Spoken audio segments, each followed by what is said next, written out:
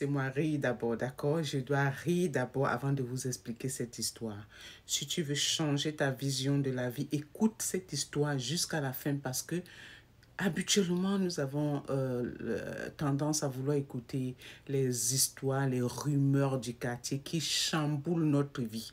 Écoute très bien ce que je vais te dire et à la fin, tu comprendras que tu te retrouvais dans des situations dont tu ne devais pas te retrouver si tu connaissais ce que je vais t'expliquer maintenant. Donc voilà, pour changer ta vision de la famille aujourd'hui, il est important que vous compreniez que dans la Bible, on a dit à un homme, si le jour où tu décides de te marier, tu dois quitter tes parents pour aller épouser une femme. Et de la même façon, la femme va quitter ses parents pour venir t'épouser toi, l'homme. La première chose, c'est la porte que vous ouvrez pour votre famille qui est qui? Votre femme et vos enfants qui sont votre sang direct. Est-ce que vous comprenez ce que je vous dis?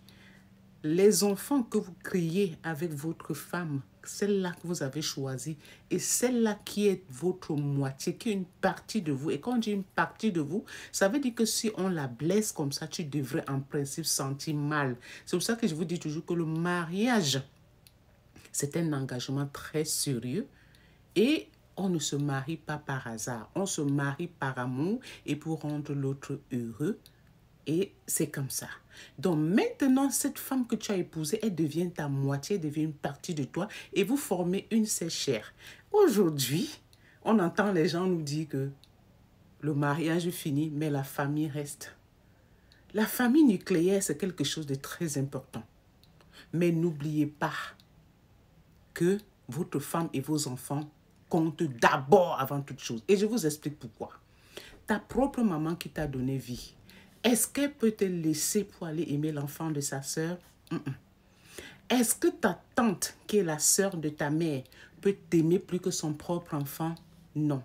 Est-ce que l'enfant de ton cousin ou bien de ton oncle peut t'aimer plus que son propre enfant? Non.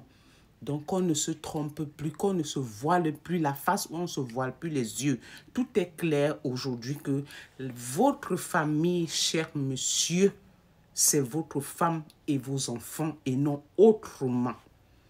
La question étant posée, est-ce que ta mère peut te laisser aller aimer l'enfant de sa sœur? On a l'habitude de dire que l'enfant de ma sœur, c'est mon enfant. Arrêtez de nous mentir à nous-mêmes. Ça ne peut pas être comme ça. Nous faisons semblant dans la vie. Et allume ton cerveau, monsieur. Et fais ce qui est important pour ta famille. Allez, big up, c'est la présidente des couples.